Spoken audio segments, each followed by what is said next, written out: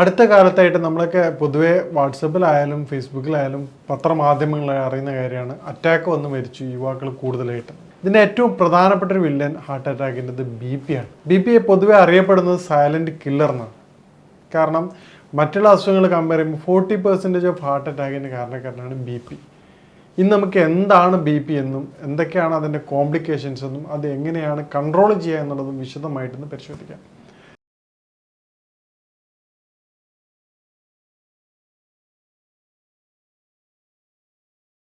ആദ്യമായിട്ട് നമ്മൾ ബ്ലഡ് പ്രഷറിനെ കുറിച്ച് അറിയുകയാണെങ്കിൽ ആർട്ടറിയിൽ വാൾവിൽ ബ്ലഡിൻ്റെ പ്രഷറിനെ നമ്മൾ BP എന്ന് പറയുന്നത്. നോർമലി നമുക്ക് എല്ലാവർക്കും അറിയാം, മറ്റുള്ള അസുഖങ്ങളൊക്കെ നമ്മൾ ലാബിൽ പോയി ചെക്ക് ചെയ്ത് കഴിഞ്ഞാൽ നമുക്ക് പെട്ടെന്ന് തന്നെ ഇൻസ്റ്റൻ്റ് ആയിട്ട് റിസൾട്ട് കിട്ടും. ഈ BPയുടെ പ്രത്യേകത എന്താണെന്ന് പറഞ്ഞാൽ നമ്മൾ ബാക്കിയുള്ള എല്ലാ ലാബ് ഇൻവെസ്റ്റിഗേഷൻസും നമുക്ക് ഇൻസ്റ്റൻ്റ് ആയിട്ട് റിസൾട്ട് പേപ്പറിൽ കിട്ടുമ്പോൾ നമുക്ക് മനസ്സിലാവും. ഉദാഹരണത്തിന് കൊളസ്ട്രോൾ കൂടുതലാണ്, ടോട്ടൽ കൊളസ്ട്രോൾ കൂടുതലാണ്, ലിപിഡ് പ്രൊഫൈൽ കൂടുതലാണ്. അതുപോയിട്ട് നമ്മൾ യൂറിക് ആസിഡ് നോക്കുകയാണെങ്കിൽ യൂറിക് ആസിഡ് കൂടുതലാണ്, HB കുറവാണ് എന്നൊക്കെ മനസ്സിലാവും. BPയുടെ കേസിൽ BP ഇൻക്രീസ് ചെയ്യുക, നേരത്തെ പറഞ്ഞാൽ സൈലൻ്റ് ആയിട്ടാണ്. അത് പെർ മന്ത് ആണ് ഇൻക്രീസ് ചെയ്യുക, 1 മില്ലിമീറ്റർ. അതായത് ഒരു മാസം 1 എന്നുള്ള തോതെ 12 മാസം കഴിയുമ്പോൾ 12 അല്ലെങ്കിൽ 20 കൂടും. തൊട്ടടുത്ത വർഷം അത് 30 ആവും. നമ്മളതിനെക്കുറിച്ച് കൃത്യമായിട്ട് ബോധം, കാരണം ഏതെങ്കിലും ഒരു ഒക്കേഷനിൽ നോക്കുമ്പോൾ BP നോർമലാണ്, കുഴപ്പമൊന്നുമില്ല എന്ന് പറയും. അപ്പോൾ 35 വയസ്സ് കഴിഞ്ഞ എല്ലാ യുവാക്കളും നിർബന്ധമായിട്ടും നിങ്ങളുടെ BP ചെക്ക് ചെയ്യേണ്ടതാണ്. ഓരോ 6 മാസം ചെക്ക് ചെയ്തിട്ട് നിങ്ങളത് സേവ് ചെയ്യേണ്ടതാണ്. കറക്റ്റ് റെക്കോർഡ് ചെയ്ത് വെച്ച് കഴിഞ്ഞാൽ നമുക്ക് ഓരോ 6 മാസം കൂടുമ്പോൾ എന്ത് ചെയ്യും, അതിൻ്റെ കൃത്യമായ തോത് മനസ്സിലാവും. ഇനി BP വരുന്നതിന് മുമ്പായിട്ട് നമുക്ക് കാണിക്കുന്ന ലക്ഷണങ്ങൾ എന്താണെന്ന് നോക്കാം. പ്രധാനമായിട്ടും BPയുടെ മുന്നായിട്ട് സിവിയറായിട്ട് റിക്കറൻ്റ് തുടർച്ചയായിക്കൊണ്ടുണ്ടായിക്കൊണ്ടിരുന്ന തലവേദനയാണ് BPയുടെ ഏറ്റവും പ്രധാനപ്പെട്ട ലക്ഷണം. തുടർച്ചയായിട്ടുണ്ടാവുന്ന തലവേദന, അതോടൊപ്പം തന്നെ ചെറുതായിട്ടുള്ള ചെസ്റ്റ് പെയിൻ, ഒരു ഹെവിനെസ് ഫീൽ ചെയ്യുക, നേരത്തെ ഒരു കനം പോലെ ഫീൽ ചെയ്യുക, ഹാർട്ട് റേറ്റ് കൂടുക. അതായത് ഈ പറഞ്ഞ കാരണങ്ങൾ BPയുടെ ഡയറക്റ്റാണ്. ഇതിൻ്റെ ഫൈനലായിട്ടുള്ള അല്ലെങ്കിൽ ഇതിൻ്റെ ഒരു അവസാനമായിട്ടുള്ള കാര്യമാണ് മൂക്കിൽ നിന്ന് ബ്ലഡ് വരിക എന്നുള്ളത്. അതോടുകൂടിയാണ് ചില പേഷ്യൻസൊക്കെ കൺഫേം ചെയ്യാറ് ലാസ്റ്റ് BP ഹൈ ആണെന്നുള്ള. ഈ പറഞ്ഞ ലക്ഷണങ്ങൾ BPയുടെ മുമ്പായിട്ട് കാണിക്കുന്നതാണ്. ഈ ലക്ഷണങ്ങൾ 35 വയസ്സ് കഴിഞ്ഞ വ്യക്തികൾ ഏതെങ്കിലും 1-2 ലക്ഷണങ്ങൾ വന്നാൽ നിർബന്ധമായിട്ടും ഓരോ 6 മാസം കൂടുമ്പോഴും നിർബന്ധമായിട്ടും നിങ്ങൾ BP ചെക്ക് ചെയ്യേണ്ടതാണ്.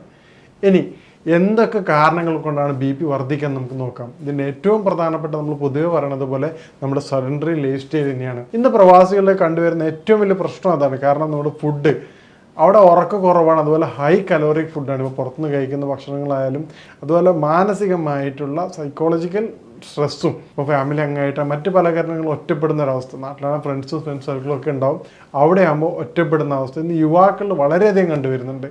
അപ്പം ഫാമിലി മെമ്പേഴ്സ് ചെയ്യണമെന്ന് അവരുമായിട്ട് എപ്പോഴും കണക്ട് ചെയ്ത് നിൽക്കുക. അതോടൊപ്പം തന്നെ അവിടെയുള്ള യുവാക്കൾ ചെയ്യേണ്ട കാര്യം കൃത്യമായ രൂപത്തിലുള്ള ഫിസിക്കൽ ആക്ടിവിറ്റീസ് നിങ്ങൾ ഉൾപ്പെടുക. കാരണം ജോലി എന്നുള്ളത് നമ്മുടെ ആരോഗ്യം കഴിച്ച് മാത്രമേ അതിന് ഇമ്പോർട്ടൻസ് ഉള്ളൂ. ശരീരം ഏതെങ്കിലും തരത്തിലുള്ള ലക്ഷണങ്ങൾ കാണിച്ചാൽ നിങ്ങൾ നിർബന്ധമായിട്ടും കൃത്യമായ ഫോളോ അപ്പ് നൽകി. ചില പേഷ്യൻസ് പറയണ്ട, ഡോക്ടർ BP അന്ന് കാണിച്ചിരുന്നു, ഞാൻ പിന്നെ മെഡിസിൻ ഒന്നും കഴിക്കാറില്ല എന്നറിയും. വളരെ കൂളായിട്ടാണ് പറയാറ്. അതിൻ്റെ കോംപ്ലിക്കേഷൻസ് എന്താണെന്ന് അറിയാത്തത് കൊണ്ടാണ് അവരങ്ങനെ ചെയ്യണത്. അതിൻ്റെ കോംപ്ലിക്കേഷൻസ് എന്താണെന്ന് നമുക്ക് വിശദമായിട്ട് അവസാനം പരിശോധിക്കാം. അപ്പോൾ ഈ രൂപത്തിൽ നിങ്ങൾക്ക് BP ഐഡൻറ്റിഫൈ ചെയ്താൽ അല്ലെങ്കിൽ ലക്ഷണങ്ങൾ വന്നു കഴിഞ്ഞാൽ നിങ്ങൾ നിർബന്ധമായിട്ടും ഒരു ദിവസം ഒരു 1 hour എങ്കിലും ഫിസിക്കൽ ആക്ടിവിറ്റീസിനായിട്ട് മാറ്റി നിർത്തേണ്ടതാണ്. നേരത്തെ പറഞ്ഞ 6 എസെൻഷ്യൽ തിങ്സ്, നമ്മുടെ ജീവിതത്തിൽ ഈ 6 കാര്യങ്ങൾ നിർബന്ധമായിട്ടും പാലിക്കുകയാണെങ്കിൽ നമുക്ക് BPയെ ഒരുവിധം കൺട്രോൾ ചെയ്യാൻ പറ്റും. ആദ്യമായിട്ട് കൃത്യമായിട്ടുള്ള ഉറക്കം, കൃത്യസമയത്ത് ഉറങ്ങി. ഇപ്പോൾ പ്രവാസികളാണെങ്കിൽ ഉറങ്ങാൻ സമയം കിട്ടാറില്ലെങ്കിൽ അത് ഉറക്കം ഏതൊക്കെ തരത്തിൽ ഷെഡ്യൂൾ ചെയ്യാൻ പറ്റും. ചില പേഷ്യൻസ് വരുമ്പോൾ അവർ തുറന്നു കേൾക്കുമ്പോൾ ഡോക്ടർ ചെയ്യാനൊക്കെ പറ്റും, പിന്നെ എല്ലാവരും വരട്ടെ എന്ന് വെയിറ്റ് ചെയ്യാമെന്നാണ്. അപ്പോൾ ആ തരത്തിൽ പോവാതെ നിങ്ങൾക്ക് പറ്റുമെങ്കിൽ കൃത്യമായ സമയത്ത് തന്നെ രാത്രി ഉറക്കലാണ് ഏറ്റവും ഇമ്പോർട്ടൻറ്റ്. പക്ഷേ നൈറ്റ് ഡ്യൂട്ടി എടുക്കുന്ന സമയത്ത് അത് തിരിച്ച് വീണ്ടും റിക്കവർ ചെയ്യാൻ ഒരുപാട് സമയം എടുക്കാറുണ്ട്. പരമാവധി മോർണിംഗ് തന്നെ എഴുന്നേറ്റ് ആ ഒരു മോർണിംഗിന് ഏതെങ്കിലും തരത്തിൽ ഒരു 1 hour ഹാഫ് ആൻ അവറോ സൈക്ലിംഗ് ചെയ്യാൻ പറ്റുന്ന ആൾക്കാരാണെങ്കിൽ സൈക്ലിംഗ് പോലത്തെ കാര്യം. സൈക്ലിംഗ് പറയാൻ കാരണം അത് ഇൻട്രസ്റ്റ് ഉള്ള വ്യക്തികളെ സംബന്ധിച്ചിടത്തോളം അത് പെട്ടെന്ന് തുടർച്ചയായിട്ട് കണ്ടിന്യൂ ആയിട്ട് ചെയ്യാൻ പറ്റും. മറ്റു കാര്യം ജിമ്മിൽ പോകുക, അതൊക്കെ എന്തായിരിക്കും ഒരു ടൈം കഴിഞ്ഞാൽ വീണ്ടും അതൊരു ചില ആൾക്കാരെ സംബന്ധിച്ചിടത്തോളം അത് ചെയ്യാൻ പറ്റാത്ത അവസ്ഥയും. ഇൻട്രസ്റ്റ് ഉള്ള അതിപ്പോൾ ഏത് തരത്തിൽ, ചില ആൾക്കാർക്ക് നടത്തായിരിക്കാം, ചില ആൾക്കാർക്ക് ഏതാണോ നിങ്ങൾക്ക് ഇൻട്രസ്റ്റ് ഉള്ളത് ആ ഒരു ഫിസിക്കൽ ആക്ടിവിറ്റീസ് നിർബന്ധമായിട്ട് നിങ്ങൾ പങ്കെടുക്കേണ്ടതാണ്. കാരണം അത് നമ്മുടെ ഈ പറഞ്ഞ കോംപ്ലിക്കേഷൻസ് കുറയാൻ വളരെയധികം സഹായിക്കും. ഇനി BP-യെ എങ്ങനെ നമുക്ക് പറഞ്ഞ ഫുഡിലൂടെ കൺട്രോളിലൂടെ എങ്ങനെ നമുക്ക് പ്രിവെൻറ്റ് ചെയ്യുക എന്നുള്ളതാണ് ഇനി എടുത്ത് പറയുന്നത്. പൊട്ടാസ്യം കൂടുതൽ അടങ്ങിയിട്ടുള്ള ഫുഡ് കണ്ടന്റ്, ഉദാഹരണം ബീട്രൂട്ട് ജ്യൂസ് നമ്മൾ കഴിക്കുകയാണെങ്കിൽ നമ്മൾ ഡയലേഷൻ, ബ്ലഡ് പ്രഷർ, ആർട്ടറീസിൽ ഉണ്ടാവുന്ന പ്രഷർ കാരണം ഉണ്ടാവുന്ന തിക്നെസ് നമുക്ക് ഡയലേറ്റ് ചെയ്യാൻ വേണ്ടിയിട്ട്, അതായത് വികസിപ്പിക്കാൻ വേണ്ടിയിട്ട് ബീട്രൂട്ട് ജ്യൂസ് വളരെയധികം സഹായകമാണ്. ഇതുപോലെ തന്നെയാണ് വാൾനട്ട്. ദിവസവും വാൾനട്ട് ഒരു 3 എണ്ണം വീതം രാവിലെയും രാത്രിയും കഴിക്കുന്നത് റിച്ച് ഇൻ ആൻറ്റി ഓക്സിഡൻ്റ് ആണ്. അതുപോലെ തന്നെ ബ്ലോക്കുകൾ കാര്യം നീക്കം ചെയ്യാൻ വളരെ ഫലപ്രദവുമാണ്. അതുപോലെയുള്ള മറ്റൊരു പ്രത്യേക സാധനമാണ് നമ്മുടെ നാട്ടിലുള്ള വെളുത്തുള്ളി. അവിടെ ഗൾഫ് കൺട്രിയിലൊക്കെ സുലഭമാണ്. 2 ഇതൾ ഡെയിലി തേൻ 1/2 ടീസ്പൂൺ കഴിക്കുകയാണെങ്കിൽ ഈ ബ്ലോക്ക് വളരെയധികം മാറിക്കണ്ട്. അതിൻ്റെ കൂടെ തേൻ്റെ കൂടെ തന്നെ നിങ്ങൾക്ക് ആസിഡ് വിനെഗർ ചേർക്കുകയാണെങ്കിൽ ഇത് 3ഉം മികച്ച ഒരു ബ്ലഡ് വെസൽസ് ക്ലീനിങ് ആണ്. പ്ലാഗ് കാര്യങ്ങളൊക്കെ പൂർണ്ണമായിട്ടും മാറ്റാൻ സഹായിക്കാറുണ്ട്. ഈ രൂപത്തിൽ നിങ്ങൾ ഡയറ്റ് ഒന്ന് ചെറുതായിട്ടൊന്ന് മോഡിഫൈ ചെയ്യുകയാണെങ്കിൽ നമുക്ക് ഭക്ഷണത്തിലൂടെയുള്ള BP-യെ പ്രതിരോധിക്കാൻ ഒരുവിധം പറ്റും.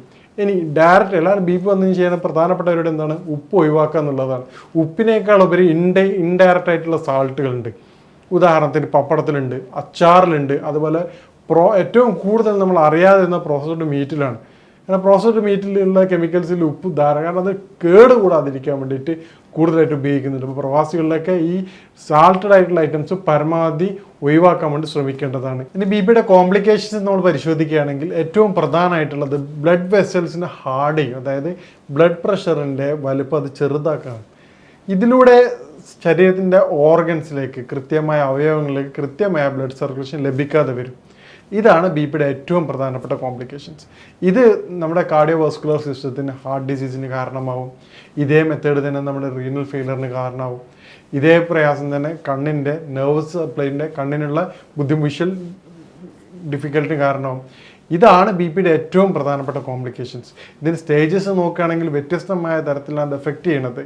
പ്രധാനമായിട്ടും നമ്മൾ പറയുന്നത് ഈ ബ്ലഡ് വെസൽസിൻ്റെ ബ്ലോക്ക് ക്ലിയർ ചെയ്യാന്നുള്ളത്. നേരത്തെ പറഞ്ഞതുപോലെ ആ ഒരു ബീട്രൂട്ട് ജ്യൂസ് അതുപോലെയുള്ള പ്രിക്കോഷൻസ് ഉപയോഗിക്കുകയാണെങ്കിൽ ഒരു പരിധി വരെ നമുക്കത് തടയാവുന്നതാണ്. ഇനി നേരത്തെ പറഞ്ഞ പ്രധാനപ്പെട്ട കാരണം മെഡിസിൻ കഴിക്കാറില്ല എന്ന് പറയും.